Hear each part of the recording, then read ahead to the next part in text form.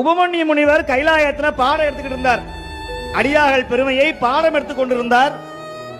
அந்த வழியா ஒரு ஜோதி ஒண்ணு போனுச்சு, பால் நட்சத்திரம் மாதிரி ஒரு ஜோதி ஒண்ணு போச்சு. இவர் பார்த்து இப்படினாராம், ஓம் நம சிவாய, ஓம் நம சிவாய.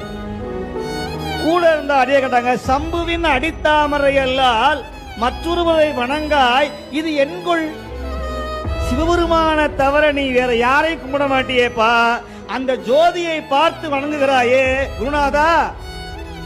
இப்ப சொல்றாரு மந்திர முனிவர். யாரு? உபமன்யு முனிவர், வியாக்கிரபாருடைய பிள்ளை, கிருஷ்ணருக்கே தீட்சை கொடுத்தவர். சொல்றார், நம்பி ஆரூரன் நாம் தொழும் தன்மையன் சுந்தரன் நான் வணங்க வேண்டியவன் சொல்றார். ஒரு துறவி 2 திருமணம் செய்த சுந்தரரை பார்த்து வணங்குகிறார் சொன்னா, சுந்தரருடைய பெருமை, சுந்தரர் வேற சிவபெருமான் வேற கிடையாது. இதை புரிஞ்சுக்கணும்.